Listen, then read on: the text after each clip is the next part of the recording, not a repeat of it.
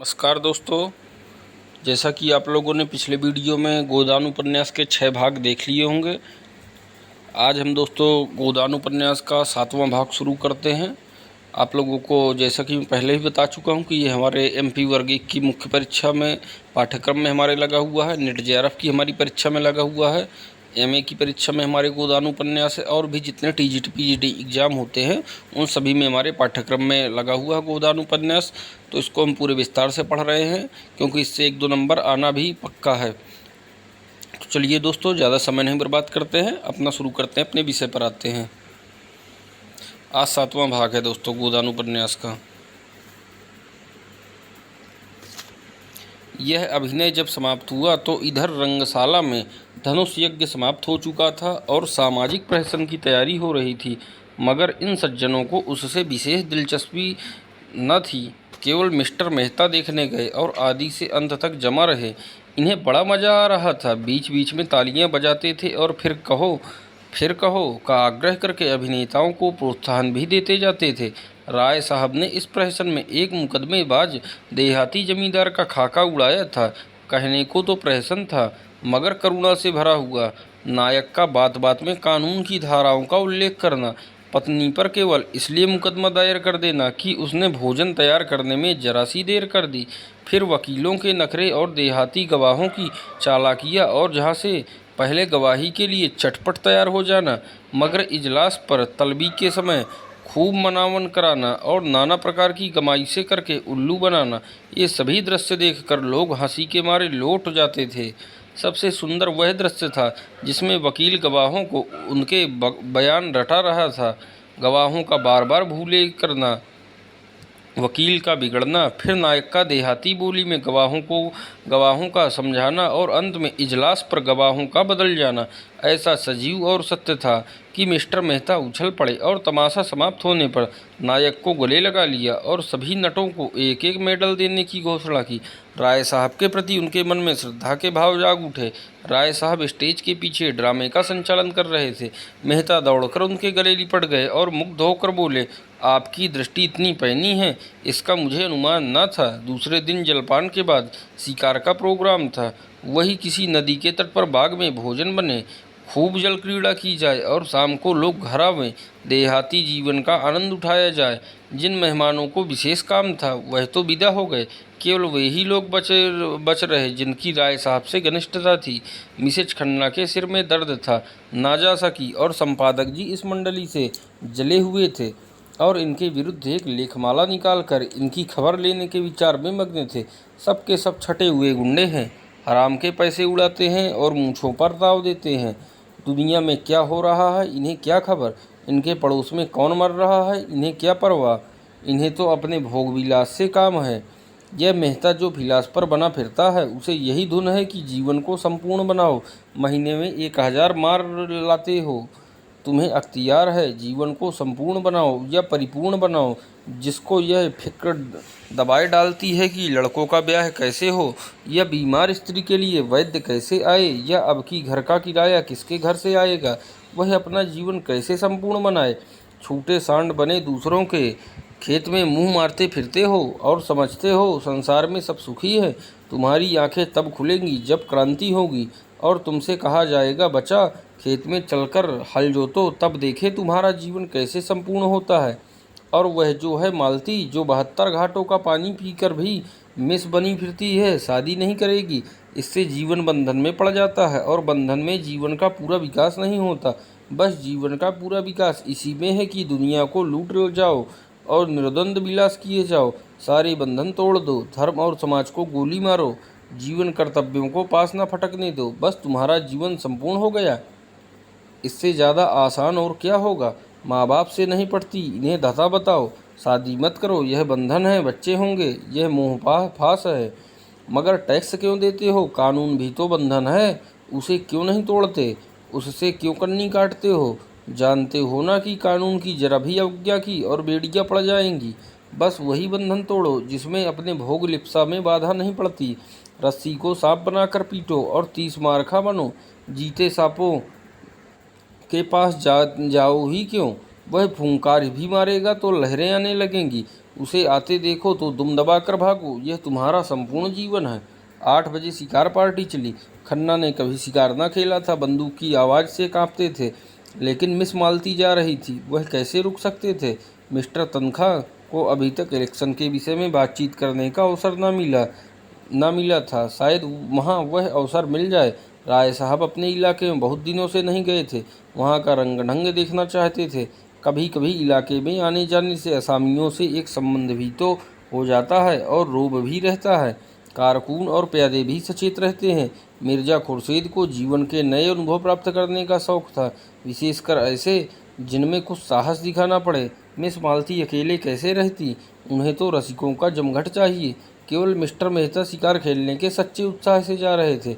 राय साहब की इच्छा तो थी कि भोजन की सामग्री, रसोइया, कहाँ खिदमतगार सब साथ चलें, लेकिन मिस्टर मेहता ने इसका विरोध किया। खन्ना ने कहा, आखिर वहाँ भोजन करेंगे या भूखों मरेंगे। मेहता ने जवाब दिया, भोजन क्यों ना करेंगे, लेकिन आज हम लोग खुद अपना सारा काम करेंगे। देखना तो चाहिए कि नौकरों के बगैर हम जिंदा रह सकते हैं या नहीं। मिस मालती पकाएंगी और हम लोग खाएंगे।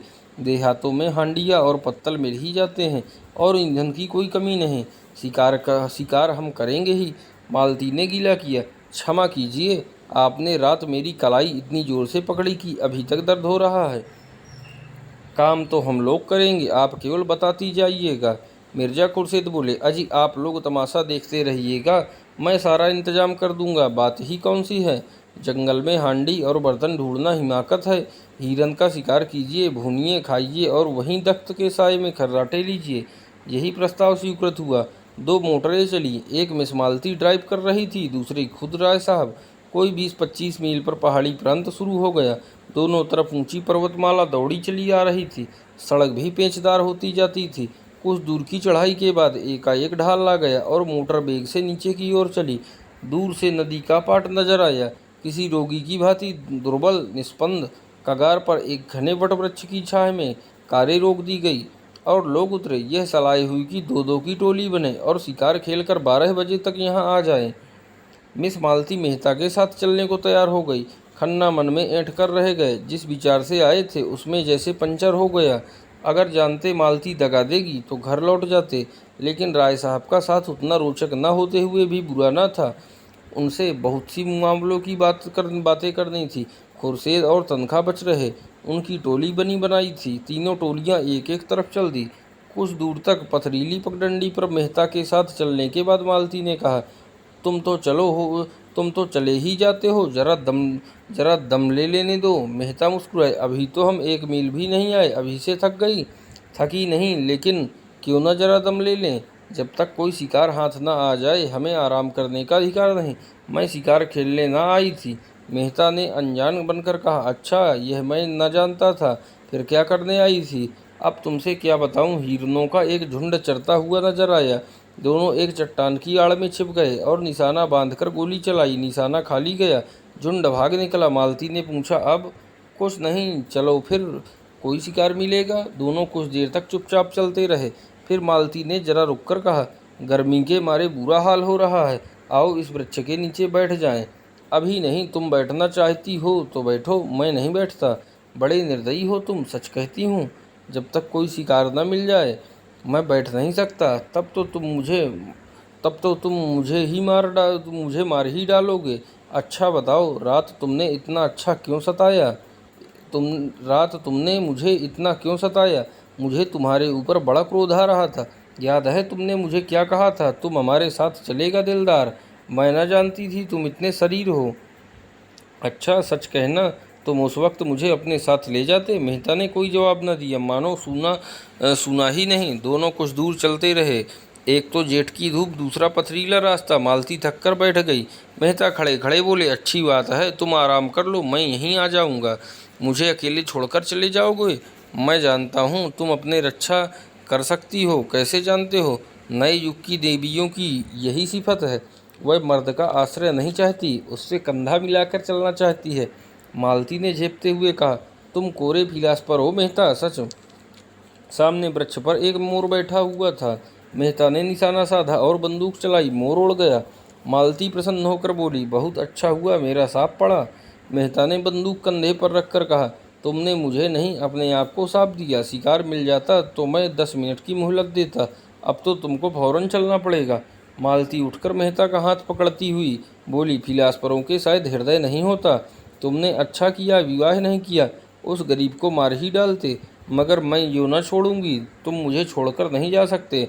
मेहता ने एक झटके से हाथ छुड़ा लिया और आगे बढ़े। मालती सजल नेत्र होकर बोल दी, मैं कहती हूँ मत जाओ, नहीं मैं इसी चट्टान पर सिर पटक दूंगी। मेहता ने तेजी से कदम बढ़ाए। मालती इन्हें देखती रही। जब वह 20 कदम निकल गए तो झुंझला कर उठी और उनके पीछे दौड़ी। अकेले विश्राम करने में कोई आनंद न था। समीप आकर बोली, मैं तुम्हें इतना पशु न जानती थी। मैं जो हिरन मारूंगा उसकी खाल तुम्हें भेंट करूंगा। खाल जाए भाड़ में, मैं अब तुमसे बात न करूंगी। कहीं हम लोगों के हाथ कुछ न लगा और दूसरों ने अच्छे शिकार मारे तो मुझे बड़ी झेप होगी। एक चौड़ा नाला मुंह फैलाए बीच में खड़ा था। बीच की चट्टानें उसके दांतों सी लगती थी। धार में इतना वेग था कि लहरें उछली पड़ती थी। सूर्य मध्याह्न आ पहुंचा था और उसकी प्यासी किरणें जल में कीड़ा कर रही थी। मालती ने प्रसन्न होकर कहा, अब तो लौटना पड़ेगा। क्यों, उस पार चलेंगे, यही तो शिकार मिलेंगे। धारा में कितना वेग है, मैं तो बह जाऊंगी। अच्छी बात है, तुम यहीं बैठो, मैं जाता हूँ। हाँ आप जाइए, मुझे अपने जान से बैर नहीं। मेहता ने पानी में कदम रखा और पांव साधते हुए चले। ज्यों-ज्यों आगे बढ़ते जाते थे पानी गहरा होता जाता था, यहाँ तक कि छाती तक आ गया। मालती अधीर हो उठी, शंका से मन चंचल हो उठा। ऐसी विकलता तो उसे कभी न होती थी। ऊंचे स्वर में बोली, पानी गहरा है, ठहर जाओ, मैं भी आती हूँ। नहीं नहीं, तुम फिसल जाओगी, धार तेज है। कोई हरज नहीं, मैं आ रही हूँ, आगे न बढ़ना खबरदार। मालती साड़ी ऊपर चढ़ाकर नाले में बैठी, मगर 10 हाथ आते आते पानी उसकी कमर तक आ गया। मेहता घबराए, दोनों हाथ से उसे लौट जाने को कहते हुए बोले, तुम यहाँ मत आओ मालती, यहाँ तुम्हारी गर्दन तक पानी है। मालती ने एक कदम और आगे बढ़कर कहा, होने दो, तुम्हारी यही इच्छा है कि मैं मर जाऊं तो तुम्हारे पास ही मरूंगी। मालती पेट तक पानी में थी। धार इतनी तेज थी कि मालूम होता था कदम उखड़ा। मेहता लौट पड़े और मालती को एक हाथ से पकड़ लिया। मालती ने नशीली आंखों में रोष भरकर कहा, मैंने तुम्हारे जैसा बेदर्द आदमी कभी ना देखा था। बिल्कुल पत्थर हो। खैर आज सता लो, जितना सताते बनता मैं भी कभी समझूंगी। मालती के पांव उखड़ते हुए मालूम हुए। वह बंदूक संभालती हुई उनसे चिमट गई। मेहता ने आश्वासन देते हुए कहा, तुम यहाँ खड़ी नहीं रह सकती, मैं तुम्हें अपने कंधों पर बिठाए लेता हूँ। मालती ने भ्रुकुटी टेढ़ी करके कहा, तो उस पार जाना क्या इतना जरूरी है? मेहता ने कुछ उत्तर न दिया। बंदूक कनपटी से कंधों पर दबा ली और मालती को दोनों हाथों से उठाकर कंधों पर बैठा लिया। मालती अपने पुलक को छिपाती हुई बोली, अगर कोई देख ले, भद्दा तो लगता है। 2 पग के बाद उसने करुण स्वर में कहा, अच्छा बताओ, मैं यहीं पानी में डूब जाऊं तो तुम्हें रंज हो या न हो? मैं तो समझती हूँ तुम्हें बिल्कुल रंज न होगा। मेहता ने आहत स्वर से कहा, तुम समझती हो मैं आदमी नहीं हूँ? मैं तो यही समझती हूँ, क्यों छिपाई हूँ? सच कहती हो मालती, तुम क्या समझते हो? मैं कभी नहीं बतलाऊंगा। पानी मेहता की गर्दन तक आ गया, कहीं अगला कदम उठाते ही सिर तक न आ जाए। मालती का हृदय धक धक करने लगा। बोली, मेहता ईश्वर के लिए भागे मत जाओ, नहीं मैं पानी में कूद पड़ूंगी। उस संकट में मालती को ईश्वर याद आया, जिसकी वह मजाक उड़ाया करती थी। जानती थी ईश्वर कहीं बैठा नहीं है जो आकर उन्हें उबार हो लेगा, लेकिन मन को जिस अवलंब और शक्ति की जरूरत थी वह और कहाँ मिल सकती थी। पानी कम होने लगा था। मालती ने प्रसन्न होकर कहा, अब तुम मुझे उतार दो। नहीं नहीं, चुपचाप बैठी रहूं, कहीं आगे कोई गड्ढा मिल जाए। तुम समझते हो यह कितनी स्वार्थहीन है, मुझे इसकी मजदूरी दे देना। मालती के मन में गुदगुदी हुई। क्या मजदूरी लोग? यही कि जब तुम्हारे जीवन में ऐसा ही कोई अवसर आए तो मुझे बुला लेना।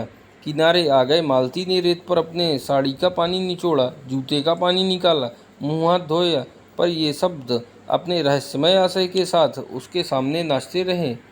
उसने इस अनुभव का आनंद उठाते हुए कहा, यह दिन याद रहेगा? मेहता ने पूछा, तुम बहुत डर रही थी। पहले तो डरी, लेकिन फिर मुझे विश्वास हो गया कि तुम हम दोनों की रक्षा कर सकते हो। मेहता ने गर्व से मालती को देखा। उनके मुख पर परिश्रम की लाली के साथ तेज था। मुझे यह सुनकर कितना आनंद आ रहा है। तुम यह समझ सकोगी मालती? तुमने समझाया कब? उल्टे और जंगलों में घसीटते फिरते हो और अभी फिर लौटती बार यही नाला पार करना पड़ेगा। तुमने कैसी आफत में जान डाल दी। मुझे तुम्हारे साथ रहना पड़े तो एक दिन न पटे, मेहता मुस्कुराए। इन शब्दों का संकेत खूब समझ रहे थे। तुम मुझे इतना दुष्ट समझती हो, और जो मैं कहूँ कि मैं तुमसे प्रेम करता हूँ तो तुम मुझसे विवाह करोगी? ऐसे काठ कठोर से कौन विवाह करेगा? रात दिन जलाकर मार डालोगे। और मधुर नेत्रों से देखा, मानो कह रही हूँ, इसका आशय तुम खूब समझते हो, इतने बुद्धिमान नहीं हो। मेहता ने जैसे सचेत होकर कहा, तुम सच कहती हो मालती, मैं किसी रमणी को प्रसन्न नहीं रख सकता। मुझसे कोई स्त्री प्रेम का स्वांग नहीं कर सकती। मैं उसके अंतःस्थल तक पहुँच जाऊँगा, फिर मुझे उससे अरुचि हो जाएगी। मालती काँप उठी। इन शब्दों में कितना सत्य था। उसने पूछा, अच्छा बताओ, तुम कैसे प्रेम से संतुष्ट होगे? बस यही कि जो मन में हो वही मुख पर हो। मेरे लिए रंग रूप और हाव भाव और नाजो अंदाज का मूल्य उतना ही है जितना होना चाहिए। मैं वह भोजन चाहता हूँ जिससे आत्मा की तृप्ति हो। उत्तेजक और शोषक पदार्थों की मुझे जरूरत नहीं। मालती ने होंठ सिकोड़कर ऊपर को सांस खींचते हुए कहा, तुमसे कोई पेश ना पाएगा, एक ही घाघ हो। अच्छा बताओ, मेरे विषय में तुम्हारा क्या ख्याल है? मेहता ने नटखटपन से मुस्कुरा कर कहा, तुम सब कुछ कर सकती हो। बुद्धिमती हो, चतुर हो, प्रतिभावान हो, दयालु हो, चंचल हो, स्वाभिमानी हो, त्याग कर सकती हो, लेकिन प्रेम नहीं कर सकती। मालती ने पैनी दृष्टि से ताक कर कहा, झूठे हो तुम, बिल्कुल झूठे। मुझे तुम्हारा यह दावा निस्सार मालूम होता है कि तुम नारी हृदय तक पहुंच जाते हो। दोनों नाले के किनारे किनारे चल रहे थे। 12 बज चुके थे, पर अब मालती को न विश्वास की इच्छा थी न लौटने की। आज के संभाषण में उसे एक ऐसा आनंद आ रहा था जो उसके लिए बिल्कुल नया था। उसने कितने ही विद्वानों और नेताओं को एक मुस्कान में, एक चितवन में, एक रसीले वाक्य में उल्लू बनाकर छोड़ दिया था। ऐसी बालू की दीवार पर वह जीवन का आधार नहीं रख सकती थी। आज उसे वह कठोर ठोस पत्थर सी भूमि मिल गई थी जो फावड़ों से चिंगारियां निकाल रही थी, और उसकी कठोरता उसे उत्तरोत्तर मोह लेती थी। धाय की आवाज़ हुई। एक लालसर नाले पर उड़ा जा रहा था। मेहता ने निशाना मारा। चिड़िया चोट खाकर भी कुछ दूर उड़ी, फिर बीच धार में गिर पड़ी और लहरों के साथ बहने लगी।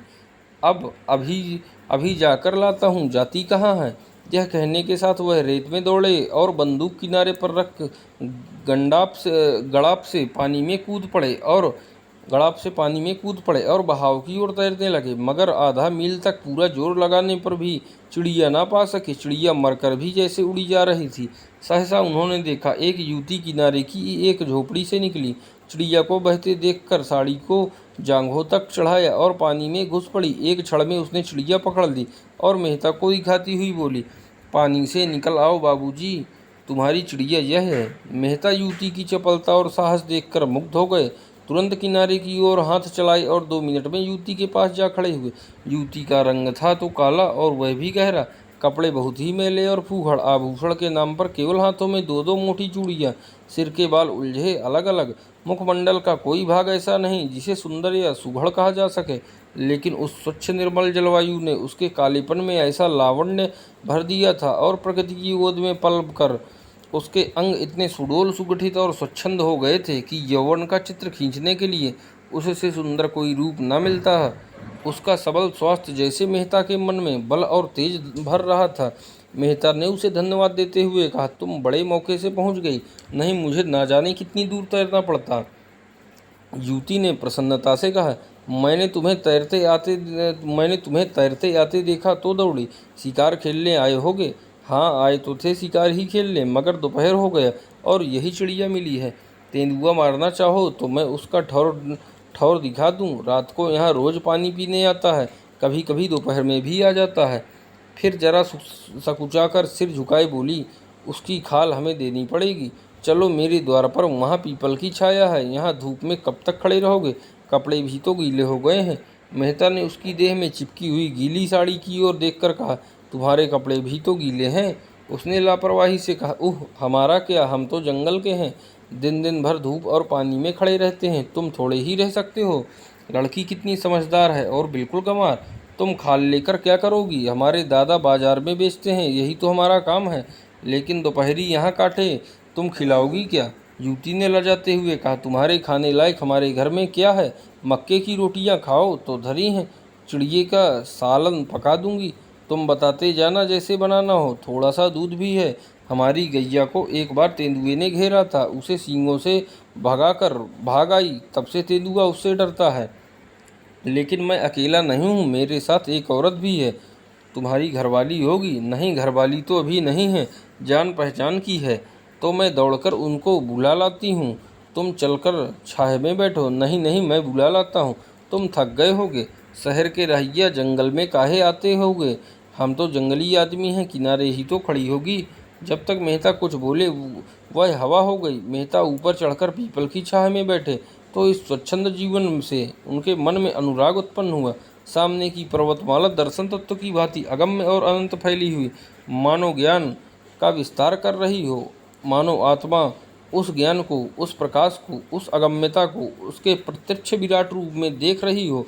दूर के एक बहुत ऊंचे शिखर पर एक छोटा सा मंदिर था, जो उस आगमन अगम्यता में बुद्धि की भांति ऊंचा पर खोया हुआ सा खड़ा था। मानो वहाँ तक पर मारकर पक्षी विश्राम लेना चाहता है और कहीं स्थान नहीं पाता। मेहता इन्हीं विचारों में डूबे हुए थे कि युवती मिस मालती को साथ लिए आ पहुंची। एक वन पुष्प की भांति धूप में खिली हुई, दूसरी गमले के फूल की भांति धूप में मुरझाई और निर्जीव। मालती ने बेदिली के साथ कहा, पीपल की छाया बहुत अच्छी लग रही है। क्यों? और यहाँ भूख के मारे प्राण निकल जा रहे हैं। युवती दो बड़े बड़े मटके उठा लाई और बोली, तुम जब तक यहीं बैठो, मैं अभी दौड़कर पानी लाती हूँ, फिर चूल्हा जला दूंगी और मेरे हाथ का खाओ तो मैं एक क्षण में बाटिया सेक दूंगी। नहीं, अपने आप सेक लेना। हाँ, गेहूं का आटा मेरे घर में नहीं है और यहाँ कहीं कोई दुकान भी नहीं है कि ला दूं। मालती को मेहता पर क्रोध आ रहा था। बोली, तुम यहाँ क्यों आकर पड़ रहे? मेहता ने चिढ़ाते हुए कहा, एक दिन जरा जीवन का आनंद भी तो उठाओ। देखो मक्के की रोटियों में कितना स्वाद है। मुझसे मक्के की रोटियां खाई न जाएंगी और किसी तरह निगल भी जाऊं तो हजम ना होगी। तुम्हारे साथ आकर मैं बहुत पछता रही हूँ। रास्ते भर दौड़ा के मार डाला और अब यहाँ लाकर पटक दिया। मेहता ने कपड़े उतार दिए थे और केवल एक नीला जांघिया पहने हुए बैठे हुए थे। युवती को मटके लेकर जाते देखा तो उनके हाथ से मटके छीन लिए और कुएं पर पानी भरने चले। दर्शन के गहरे अध्ययन में भी उन्होंने अपने स्वास्थ्य की रक्षा की थी और दोनों मटके लेकर चलते हुए उनकी मांसल और चौड़ी छाती और मछलीदार जांघें किसी यूनानी प्रतिमा के सुगठित अंगों की भांति उनके पुरुषार्थ का परिचय दे रही थी। युवती उन्हें पानी खींचते हुए अनुराग भरी आंखों से देख रही थी। वह अब उसकी दया के पात्र नहीं, श्रद्धा के पात्र हो गए थे। कुआं बहुत गहरा था, कोई 60 हाथ, मटके भारी थे और मेहता कसरत का अभ्यास करते रहने पर भी एक मटका खींचते खींचते शिथिल हो गए। युवती ने दौड़कर उनके हाथ से रस्सी छीन ली और बोली, तुमसे ना खींचेगा, तुम जाकर खाट पर बैठो, मैं खींचे लेती हूँ। मेहता अपने पुरुषत्व का यह अपमान न सह सके। रस्सी उनके हाथ से फिर ले ली और जोर मारकर एक क्षण में दूसरा मटका भी खींच ली और दोनों हाथों में दोनों मटके लिए आकर झोपड़ी के द्वार पर खड़े हो गए। युवती ने चटपट आग जलाई, लाल सर के पंख झुलस डाले, छुरे से उसकी बोटियां बनाई और चूल्हे में आग जलाकर मांस चढ़ा दिया और चूल्हे के दूसरे एले पर कढ़ाई में दूध उबालने लगी और मालती भौहें चढ़ाए खाट पर खिन्न मन पड़ी। इस तरह यह दृश्य देख रही थी मानो उसके ऑपरेशन की तैयारी हो रही हो। मेहता झोपड़ी के द्वार पर खड़े होकर युवती के गृह कौशल को अनुरक्त नेत्रों से देखते हुए बोले, मुझे भी तो कोई काम बताओ, मैं क्या करूं? युवती ने मीठी झिड़की के साथ कहा, तुम्हें कुछ नहीं करना है, जाकर बाई के पास बैठो, बेचारी बहुत भूखी है, दूध गर्म हुआ जाता है, उसे पिला देना। उसने एक घड़े से आटा निकाला और गूंथने लगी। मेहता उसके अंगों का विलास देखते रहे। युवती भी रह रहकर उन्हें कनखियों से देखकर अपना काम करने लगती थी। मालती ने पुकारा, तुम वहाँ क्यों खड़े हो? मेरे सिर में जोर का दर्द हो रहा है, आधा सिर ऐसा फटा पड़ता है जैसे गिर जाएगा। मेहता ने आकर कहा, मालूम होता है धूप लग गई है। मैं क्या जानती थी तुम मुझे मार डालने के लिए यहाँ ला रहे हो?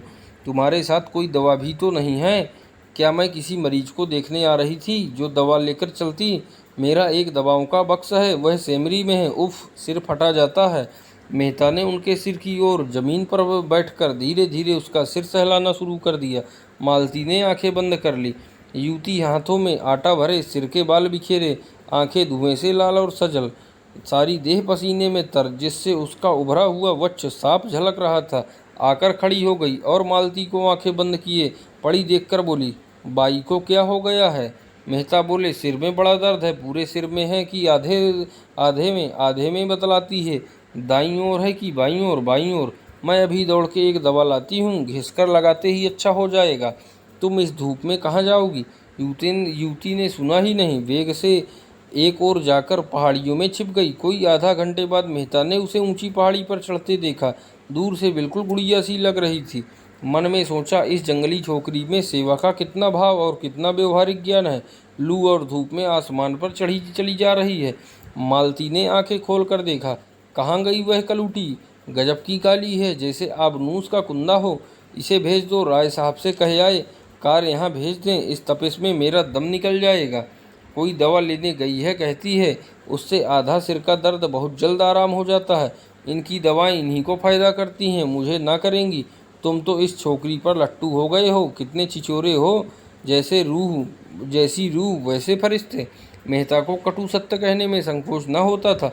कुछ बातें तो उसमें ऐसी हैं कि अगर तुम में होती तो तुम सचमुच देवी हो जाती।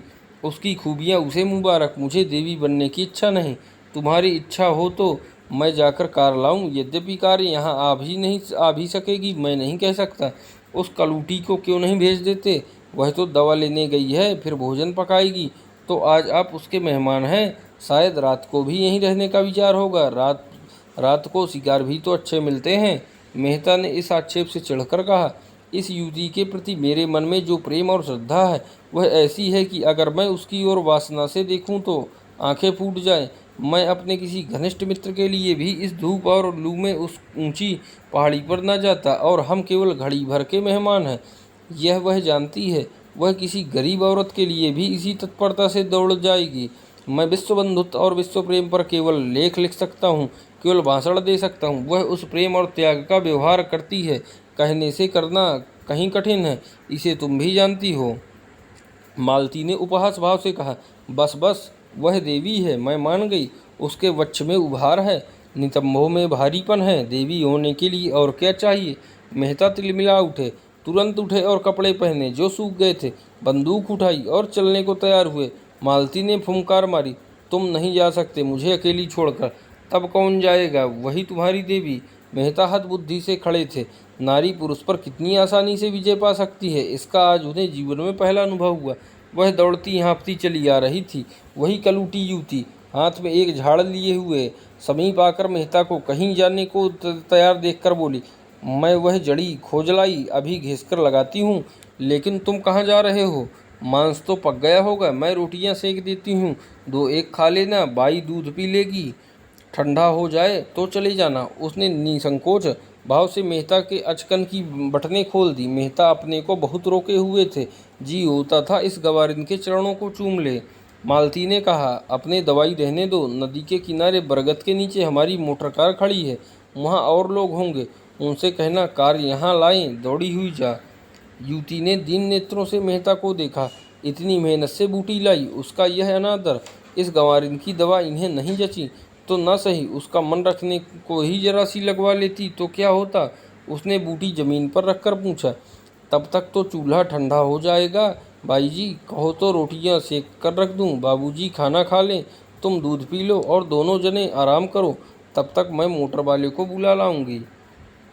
वह झोपड़ी में गई, बुझी हुई आग फिर जलाई। देखा तो मांस उबल गया था, कुछ जल भी गया था। जल्दी जल्दी रोटियां सेकी, दूध गर्म था, उसे ठंडा किया और एक कटोरे में मालती के पास लाई। मालती ने कटोरे के भद्देपन पर मुंह बनाया, लेकिन दूध त्याग न सकी। मेहता झोपड़ी के द्वार पर बैठकर एक थाली में मांस और रोटियां खाने लगे। युवती खड़ी पंख जल रही थी। मालती ने युवती से कहा, उन्हें खाने दो, कहीं भागे नहीं जाते हैं, तू जाकर गाड़ी ला। युवती ने मालती की ओर एक बार सवाल की आंखों से देखा। यह क्या चाहती है? इनका आशय क्या है? उसे मालती के चेहरे पर रोगियों की सी नम्रता और कृतज्ञता और याचना न दिखाई दी। उसकी जगह अभिमान और प्रमाद की झलक थी। गवारिन मनोभावों को पहचानने में चतुर थी। बोली, मैं किसी की लौंडी नहीं हूँ। बाई जी तुम बड़ी हो, अपने घर की बड़ी हो, मैं तुमसे कुछ मांगने तो नहीं जाती, मैं गाड़ी लेने ना जाऊँगी। मालती ने डांटा, अच्छा तूने गुस्ताखी पर कमर बांधी। बता तू किसके इलाके में रहती है? यह राय साहब का इलाका है, तो तुझे उन्हीं राय साहब के हाथों हंटरों से पिटवाऊंगी। मुझे पिटवाने से तुम्हें सुख मिले तो पिटवा लेना बाई जी, कोई रानी महारानी थोड़ी हूँ कि लश्कर भेजनी पड़ेगी।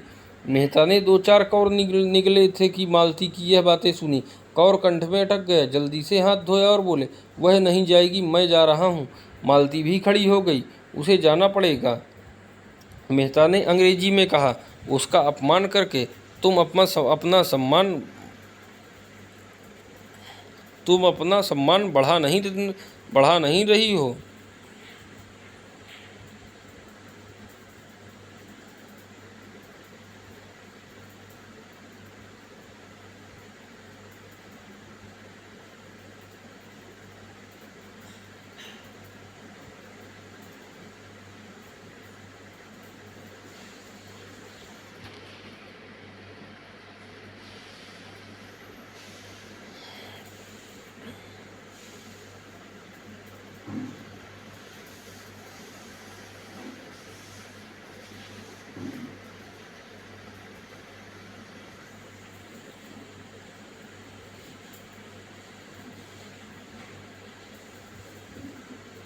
मेहता ने अंग्रेजी में कहा, उसका अपमान करके तुम अपना सम्मान बढ़ा नहीं रही हो मालती।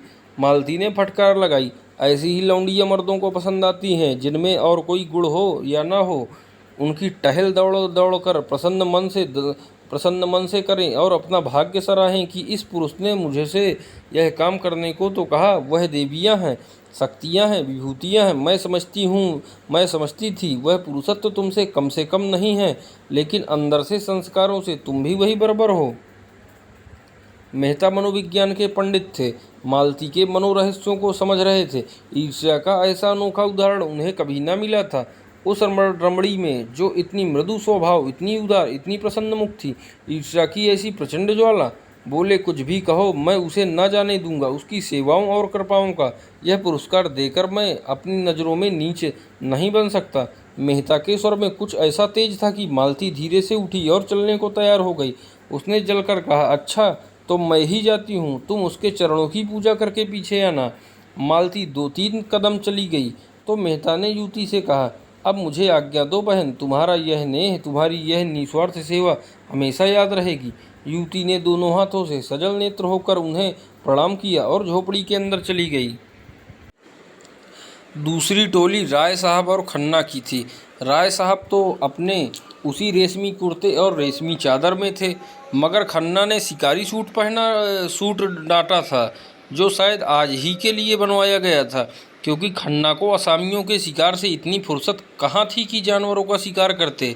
खन्ना ठिगने एकहरे रूपवान आदमी थे, गेहुआ रंग, बड़ी बड़ी आँखें, मुंह पर चेचक के दाग, बातचीत में बड़े कुशल। कुछ देर चलने के बाद खन्ना ने मिस्टर मेहता का जिक्र छेड़ दिया तो कल से ही उनके मस्तिष्क में राहु की भांति समाये हुए थे। बोले, यह मेहता भी कुछ अजीब आदमी है, मुझे तो कुछ बना हुआ मालूम होता है। राय साहब मेहता की इज्जत करते थे और उन्हें सच्चा और निष्कपट आदमी समझते थे, पर खन्ना से लेन देन का व्यवहार था, कुछ स्वभाव से शांति प्रिय भी थे, विरोध ना कर सके। बोले, मैं तो उन्हें केवल मनोरंजन की वस्तु समझता हूँ, कभी उनसे बहस नहीं करता, और करना भी चाहूँ तो उतनी विद्या कहाँ से लाऊं। जिसने जीवन के क्षेत्र में कभी कदम ही नहीं रखा, वह अगर जीवन के विषय में कोई नया सिद्धांत लापता है तो मुझे उस पर हंसी आती है। मज़े से 1000 माहवार फटकारते हैं, ना जोरू न जाता, न कोई चिंता न बाधा। वह दर्शन न बघारे तो कौन बघारे। आप निर्द्वंद रहकर जीवन को संपूर्ण बनाने का स्वप्न देखते हैं, ऐसे आदमी से क्या बहस की जाए। मैंने सुना चरित्र का अच्छा नहीं है। बेफिक्री में चरित्र अच्छा रह ही कैसे सकता है। समाज में रहो और समाज के कर्तव्यों और मर्यादाओं का पालन करो, तब पता चले। मालती न जाने क्या देखकर उन पर लट्टू हुई जाती है। मैं समझता हूँ वह केवल तुम्हें जला रही है। मुझे वह क्या जलाएगी बेचारी, मैं उन्हें खिलौने से ज़्यादा नहीं समझता। यह तो ना कहो मिस्टर खन्ना, मिस मालती पर जान तो देते हो तुम। यूँ तो मैं आपको भी यही इल्ज़ाम दे सकता हूँ। मैं सचमुच खिलौना समझता हूँ, आप उन्हें प्रतिमा बनाए हुए हैं। खन्ना ने जोर से कहा मारा, हालांकि हंसी की कोई बात न थी। अगर एक लोटा जल चढ़ा देने से वरदान मिल जाए तो क्या बुरा है। अब की राय साहब ने जोर से कहा मारा, जिसका कोई प्रयोजन न था। तब आपने उस देवी को समझा ही नहीं। आप जितनी ही उसकी पूजा करेंगे उतना ही वह आपसे दूर भागेगी, जितना ही दूर भगाइएगा उतना ही आपकी ओर दौड़ेगी। तब तो उन्हें आपकी ओर दौड़ना चाहिए था, मेरी ओर। मैं उस रसिक समाज से बिल्कुल बाहर हूँ मिस्टर खन्ना। सच कहता हूँ, मुझ में जितनी बुद्धि जितना बल है वह इस इलाके के प्रबंध में ही खर्च हो जाता है। घर के जितने प्राणी हैं सभी अपनी अपनी धुन में मस्त, कोई उपासना में, कोई विषय वासना में, कोई काहू में मगन। और इन सब अजगरों को भक्ष्य देना मेरा काम है, कर्तव्य है। मेरे बहुत से तालुकेदार भाई भोग विलास करते हैं, यह मैं जानता हूँ, मगर वह लोग घर फूंक कर तमाशा देखते हैं। कर्ज का बोझ सिर पर लदा जा रहा है, रोज डिग्रियां हो रही हैं, जिससे लेते हैं उसे देना नहीं जानते, चारों तरफ बदनाम। मैं तो ऐसी जिंदगी से मर जाना अच्छा समझता हूँ। मालूम नहीं किस संस्कार से मेरी आत्मा में जरा सी जान बाकी रह गई, जो मुझे देश और समाज के बंधन में बांधे हुए है। सत्याग्रह आंदोलन छिड़ा, मेरे सारे भाई शराब कबाब में मस्त थे, मैं अपने को न रोक सका, जेल गया और लाखों रुपए की जेरबारी उठाई, और अभी तक उसका तावान दे रहा हूँ। मुझे उसका पछतावा नहीं, बिल्कुल नहीं, मुझे उसका गर्व है। मैं उस आदमी को आदमी नहीं समझता जो देश और समाज की भलाई के लिए उद्योग न करे और बलिदान न करे। मुझे क्या यह अच्छा लगता है कि निर्जीव किसानों का रक्त चूसूं और अपने परिवार वालों की वासनाओं की तृप्ति के साधन जुटाऊं? मगर क्या करूं, जिस व्यवस्था में पला और जिया उससे घृणा होने पर भी उसका मोह त्याग नहीं सकता, और उसी चरखे में रात दिन पड़ा हुआ हूँ कि किसी तरह इज्जत आबरू बची रहे और आत्मा की हत्या न होने पाए। ऐसा आदमी मिस मालती क्या किसी भी मिस के पीछे नहीं पड़ सकता, और पड़े तो उसका सर्वनाश ही समझिए। हाँ, थोड़ा सा मनोरंजन कर लेना दूसरी बात है। मिस्टर खन्ना भी साहसी आदमी थे, संग्राम में आगे बढ़ने वाले, 2 बार जेल हो आए थे, किसी से दबना न जानते थे, खद्दर पहनते थे और फ्रांस की शराब पीते थे, अवसर पड़ने पर बड़ी बड़ी तकलीफें झेल सकते थे। जेल में शराब छुई तक नहीं, और ए क्लास में रहकर भी सी क्लास की रोटियां खाते रहे। हालांकि उन्हें हर तरह का आराम मिल सकता था, मगर रण क्षेत्र में जाने वाला रथ भी तो बिना तेल के नहीं चल सकता। उनके जीवन में थोड़ी सी रसिकता लाजमी थी। बोले, आप सन्यासी बन सकते हैं, मैं तो नहीं बन सकता। मैं तो समझता हूँ जो भोगी नहीं है वह संग्राम में भी पूरे उत्साह से नहीं जा सकता। जो उस रमणी से प्रेम नहीं कर सकता उसके देश प्रेम में मुझे विश्वास नहीं। राय साहब मुस्कुराए। आप मुझी पर आवाज़ें कसने लगे। आवाज़ नहीं है, तत्व की बात है। शायद हो, आप अपने दिल के अंदर बैठकर देखिए तो पता चले। मैंने तो बैठकर देखा है, और मैं आपको विश्वास दिलाता हूँ, वहाँ और चाहे जितनी बुराइयाँ हों, विषय की लालसा नहीं है। तब मुझे आपके ऊपर दया आती है।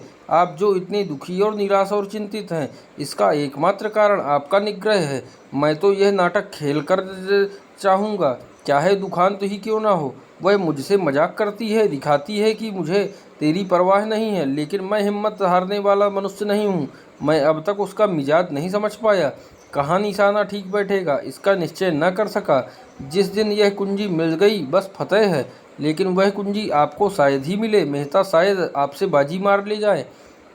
एक हिरन कई हिरनियों के साथ चल रहा था, बड़ी सींगों वाला, बिल्कुल काला। राय साहब ने निशाना बांधा। खन्ना ने रोका। क्यों हत्या करते हो यार, बेचारा चल रहा है, चरने दो। धूप तेज हो गई, आइए कहीं बैठ जाएं, आपसे कुछ बातें करनी हैं। राय साहब ने बंदूक चलाई, मगर हिरन भाग गया। बोले, एक शिकार भी तो निशाना खाली गया, एक शिकार मिला भी तो निशाना खाली गया, एक हत्या से बचे। हाँ कहिए, क्या कहने जा रहे थे? आपके इलाके में ऊख होती है बड़ी कसरत से, तो फिर क्यों ना हमारे शुगर मिल में शामिल हो जाइए। हिस्से धड़ाधड़ बिक रहे हैं, आप ज़्यादा नहीं 1000 हिस्से खरीद लें। गजब किया, मैं इतने रुपए कहाँ से लाऊंगा? इतने नामी इलाकेदार और आपको रुपयों की कमी। कुल 50,000 ही तो होते हैं, उनमें भी अभी 25% ही देना है। नहीं भाई साहब, मेरे पास इस वक्त बिल्कुल रुपए नहीं हैं। रुपए जितने चाहें मुझसे लीजिए, बैंक आपका है। हाँ, अभी आपने अपनी ज़िंदगी इंश्योर्ड ना कराई होगी, मेरी कंपनी में एक अच्छी सी पॉलिसी लीजिए।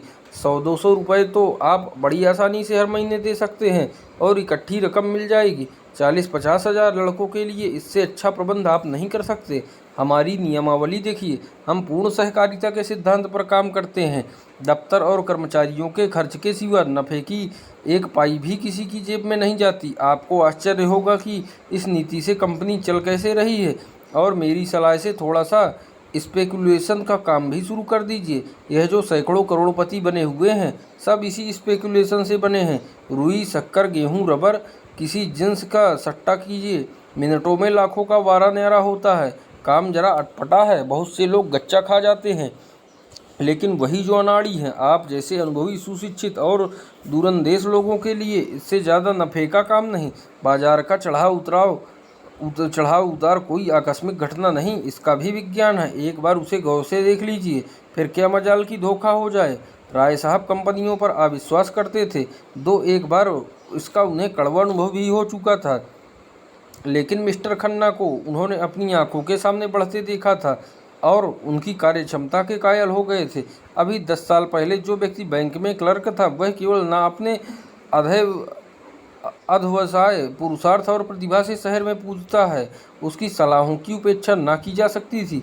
इस विषय में अगर खन्ना उनके पथ प्रदर्शक हो जाएं तो उन्हें बहुत कुछ कामयाबी हो सकती है। ऐसा अवसर क्यों छोड़ा जाए? तरह तरह के प्रश्न करते रहे।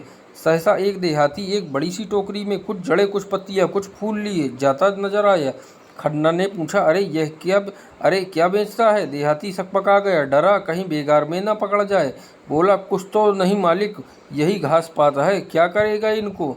बेचूंगा मालिक, जड़ी बूटी हैं। कौन कौन सी जड़ी बूटी है बता? देहाती ने अपना औषधालय खोल कर दिखलाया। मामूली चीज़ें थी जो जंगल के आदमी उखाड़ कर ले जाते हैं और शहर में अंतारों के हाथ 2-4 आने में बेच आते हैं, जैसे मकोए, कंघी, सहदैया, कुकरौंधा, धतूरे के बीज, मदार के फूल, करंघे, घुमची आदि।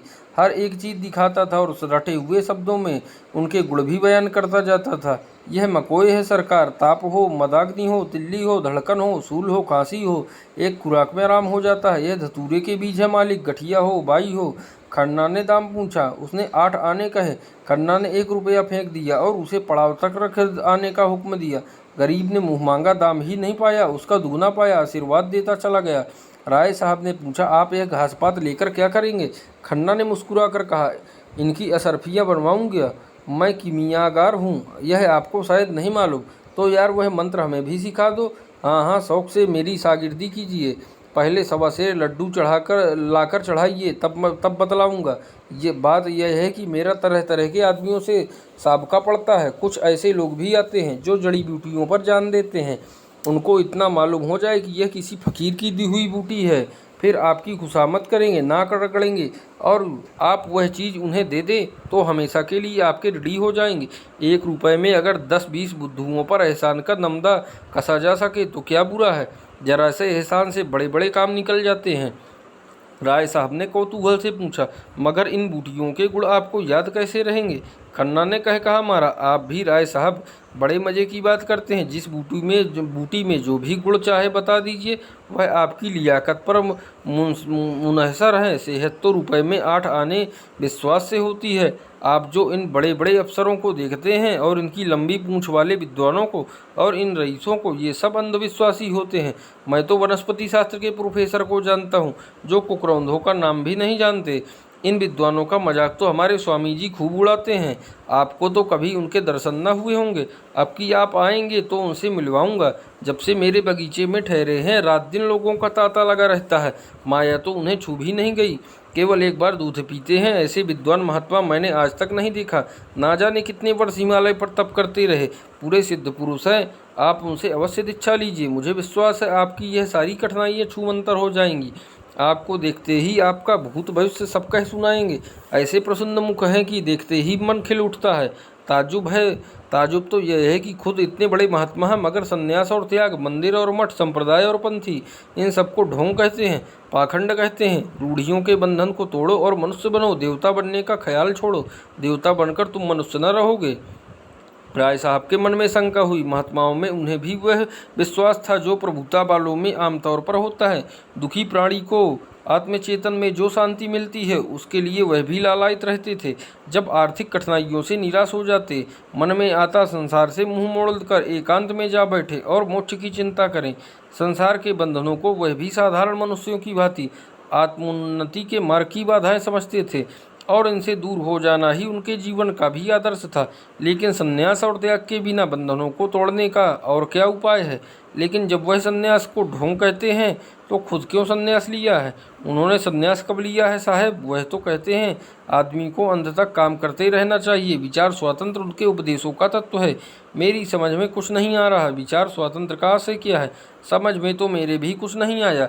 अब की आइए तो उनसे बातें हों। वह प्रेम को जीवन का सत्य कहते हैं और इसकी ऐसी सुंदर व्याख्या करते हैं कि मन मुग्ध हो जाता है। मिस मालती को उनसे मिलाया या नहीं?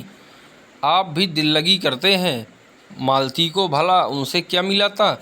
वाक्य पूरा ना हुआ था कि सामने झाड़ी में सरसराहट की आवाज़ सुनकर चौंक पड़े और प्राण रक्षा की प्रेरणा से राय साहब के पीछे आ गए। झाड़ी में से एक तेंदुआ निकला और मंद गति से सामने की ओर चला। राय साहब ने बंदूक उठाई और निशाना बांधना चाहते थे कि खन्ना ने कहा, यह क्या करते हैं आप? ख्वाह मख्वाह उसे छेड़ रहे हैं। कहीं लौट पड़े तो? लौट क्या पड़ेगा, वहीं ढेर हो जाएगा। तो मुझे उस टीले पर चढ़ जाने दीजिए। मैं शिकार का ऐसा शौकीन नहीं हूँ। तब क्या शिकार खेलने चले थे? सामत और क्या। राय साहब ने बंदूक नीचे कर ली। बड़ा अच्छा शिकार निकल गया। ऐसे अवसर कब मिलते हैं। मैं तो अब यहाँ नहीं ठहर सकता, खतरनाक जगह है। एक आध शिकार तो मार लेने दीजिए। खाली हाथ लौटते शर्म आती है। आप मुझे कृपा करके कार के पास पहुंचा दीजिए। फिर चाहे तेंदुए का शिकार कीजिए या चीते का। आप बड़े डरपोक हैं मिस्टर खन्ना। सच, व्यर्थ में अपनी जान खतरे में डालना बहादुरी नहीं है। अच्छा, तो आप खुशी से लौट सकते हैं अकेला। रास्ता बिल्कुल साफ है। जी नहीं, आपको मेरे साथ चलना पड़ेगा। राय साहब ने बहुत समझाया मगर खन्ना ने एक ना मानी। मारे भय के उनका चेहरा पीला पड़ गया था। उस वक्त अगर झाड़ी में से एक गिलहरी भी निकल आती तो वह चीख मार कर गिर पड़ते। बूटी बूटी काँप रही थी, पसीने से तर हो गए थे। राय साहब को लाचार होकर उनके साथ चलना पड़ा। जब दोनों आदमी बड़ी दूर निकल आए तो खन्ना के होश ठिकाने आए। बोले, खतरे से नहीं डरता, लेकिन खतरे के मुंह में उंगली डालना हिमाकत है। अजी जाओ भी, जरा सा तेंदुआ देख लिया तो जान निकल गई। मैं शिकार खेलना उस जमाने का संस्कार समझता हूँ जब आदमी पशु था। तब से संस्कृति बहुत आगे बढ़ गई है। मैं मिस मालती से आपकी कलई खोलूँगा। मैं अहिंसावादी होना लज्जा की बात नहीं समझता। अच्छा, तो यह आपका हिंसावाद था? शाबाश, खन्ना ने गर्व से कहा। जी हाँ, यह मेरा हिंसावाद था। आप बुद्धू और शंकर के नाम पर गर्व करते हैं और पशुओं की हत्या करते हैं। लज्जा आपको आनी चाहिए, ना कि मुझे। कुछ दूर दोनों फिर सच चुपचाप चलते रहे। तब खन्ना बोले, तो आप कब तक आएंगे? मैं चाहता हूँ आप पॉलिसी का फार्म आज ही भर दें और शक्कर के हिस्सों का भी। मेरे पास दोनों फार्म भी मौजूद हैं। राय साहब ने चिंतित स्वर में कहा, जरा सोच लेने दीजिए। इसमें सोचने की ज़रूरत नहीं। तीसरी टोली मिर्ज़ा खुर्शीद और मिस्टर तनखा की थी। मिर्ज़ा खुर्शीद के लिए भूत और भविष्य सादे कागज की भांति था। वह वर्तमान में रहते थे। न भूत का पछतावा था, न भविष्य की चिंता। जो कुछ सामने आ जाता था उसमें जी जान से लग जाते थे। मित्रों की मंडली में वह विनोद के पुतले थे। काउंसिल में उनसे ज़्यादा उत्साही मेंबर कोई न था। जिस प्रश्न के पीछे पड़ जाते मिनिस्टरों को रुला देते। किसी के साथ रू रियायत करना ना जानते थे। बीच बीच में परिहास भी करते जाते थे। उनके लिए आज जीवन था, कल का पता नहीं। गुस्सेवर भी ऐसे थे कि ताल ठोक कर सामने आ जाते थे। नम्रता के सामने दंडवत करते थे, लेकिन जहाँ किसी ने शान दिखाई और यह हाथ धोकर उनके पीछे पड़े। न अपना लेना याद रखते थे, न दूसरों का देना। शौक था शायरी का और शराब का। औरत केवल मनोरंजन की वस्तु थी। बहुत दिन हुए हृदय का दीवाला निकल चुके थे। मिस्टर तनखा दांव पेच के आदमी थे। सौदा पटाने में, मुआवला सुलझाने में, अड़ंगार लगाने में, बालू से तेल निकालने में, गला दबाने में, दुम झाड़ कर निकल जाने में बड़े सिद्धहस्त। कहिए रेत में नाव चला दें, पत्थर पर दूब उगा दे, तालुकेदारों को महाजनों से कर्ज दिलाना, नई कंपनियां खोलना, चुनाव के अवसर पर उम्मीदवार खड़े करना, यही उनका व्यवसाय था। खासकर चुनाव के समय उनकी तकदीर चमकती थी। किसी बूढ़े उम्मीदवार को खड़ा करते, दिलो जान से उसका काम करते और 10-20 हज़ार बना लेते। जब कांग्रेस का जोर था तो कांग्रेस के उम्मीदवार के सहायक थे। जब सांप्रदायिक दल का जोर हुआ तो हिंदू सभा की ओर से काम करने लगे। मगर इस उलटफेर के समर्थन के लिए उनके पास ऐसी दलीलें थी कि कोई उंगली न दिखा सकता था। शहर के सभी रईस, सभी हुक्काम, सभी अमीरों से उनका याराना था। दिल में चाहे लोग उनकी नीति पसंद न करें, पर वह स्वभाव के इतने नम्र थे कि कोई मुंह पर कुछ न कह सकता था। मिर्जा खुर्शीद ने रूमाल से माथे का पसीना पोंछकर कहा, आज तो शिकार खेलने के लायक दिन नहीं है, आज तो कोई मुशायरा होना चाहिए था। वकील ने समर्थन किया, जी हाँ, वहीं बाग में बड़ी बहार हो रहेगी। थोड़ी देर के बाद मिस्टर तनखा ने मामले की बात छेड़ी, अब की चुनाव में बड़े बड़े गुल खिलेंगे, आपके लिए भी मुश्किल है। मिर्जा विरक्त मन से बोले, अब की मैं खड़ा ही ना हूँगा। तनखा ने पूछा, क्यों? मुफ्त की बकबक कौन करे, फायदा ही क्या? मुझे अब इस डेमोक्रेसी में भक्ति नहीं रही। जरा सा काम और महीनों की बहस। हाँ, जनता की आंखों में धूल झोंकने के लिए अच्छा स्वांग है। इससे तो कहीं अच्छा है कि एक गवर्नर रहे, चाहे वह हिंदुस्तानी हो या अंग्रेज। इससे बहस नहीं। एक इंजन जिस गाड़ी को बड़े मज़े से हज़ारों मील खींच ले जा सकती है, उसे 10,000 आदमी मिलकर भी उतनी तेज़ी से नहीं खींच सकते। मैं तो यह सारा तमाशा देखकर काउंसिल से बेजार हो गया हूँ। मेरा बस चले तो काउंसिल में आग लगा दूं, जिसे हम डेमोक्रेसी कहते हैं। वह व्यवहार में बड़े बड़े व्यापारियों और जमींदारों का राज्य है, और कुछ नहीं। चुनाव में वही बाजी ले जाता है जिसके पास रुपए हैं। रुपए के जोर से उसके लिए सभी सुविधाएं तैयार हो जाती हैं। बड़े बड़े पंडित, बड़े बड़े मौलवी, बड़े बड़े लिखने और बोलने वाले, जो अपने जबान और कलम से पब्लिक को जिस तरफ चाहे फेर दे। सभी सोने के देवता के पैरों पर माथा रगड़ते हैं। मैंने तो इरादा कर लिया है, अब इलेक्शन के पास ना जाऊंगा। मेरा प्रोपेगेंडा अब डेमोक्रेसी के खिलाफ होगा। मिर्जा साहब ने कुरान की आयतों से सिद्ध किया कि पुराने ज़माने के बादशाहों के आदर्श कितने ऊंचे थे। आज तो हम उसकी तरफ ताक भी नहीं सकते। हमारी आंखों में चकाचौंध आ जाएगी। बादशाह को खजाने की एक कौड़ी भी निजी खर्च में लाने का अधिकार ना था। वह किताबें नकल करके, कपड़े सीकर, लड़कों को पढ़ाकर अपना गुजर करता था। मिर्जा ने आदर्श महीपों की एक लंबी सूची गिना दी। कहा तो वह प्रजा को पालने वाला बादशाह है, और कहाँ आजकल के मंत्री और मिनिस्टर। 5, 6, 7, 8 हज़ार महावर मिलना चाहिए। यह लूट है या डेमोक्रेसी? हिरनों का झुंड चरता हुआ नजर आया। मिर्जा के मुख पर शिकार का जोश चमक उठा। बंदूक संभाली और निशाना मारा। एक काला सा हिरन गिर पड़ा, वह मरा। इस उन्मत्त ध्वनि के साथ मिर्जा भी बेतहाशा दौड़े, बिल्कुल बच्चों की तरह उछलते कूदते, तालियां बजाते। समीप ही एक वृक्ष पर एक आदमी लकड़ियां काट रहा था। वह भी चटपट वृक्ष से उतरकर मिर्जा जी के साथ दौड़ा। हिरन की गर्दन में गोली लगी थी, उसके पैरों में कंपन हो रहा था और आंखें पथरा गई थी। लकड़हारे ने हिरन को करुण नेत्रों से देखकर कहा, अच्छा पट्टा था, मन भर से कम ना होगा। हुक्म हो तो मैं उठाकर पहुंचा दूं। मिर्जा कुछ बोले नहीं। हिरन की टंगी हुई दीन वेदना से भरी आंखें देख रहे थे। अभी 1 मिनट पहले इसमें जीवन था। जरा सा पत्ता भी खड़कता तो कान खड़े करके चौकड़ियां भरता हुआ निकल भागता। अपने मित्रों और बाल बच्चों के साथ यूसर की उगाई हुई घास खा रहा था, मगर अब निस्पंद पड़ा है। उसकी खाल उधेड़ लो, उसकी बोटियां कर डालो, उसका कीमा बना डालो, उसे खबर भी ना होगी। उसके क्रीड़ामय जीवन में जो आकर्षक था, जो आनंद था, वह क्या इस निर्जीव शव में है?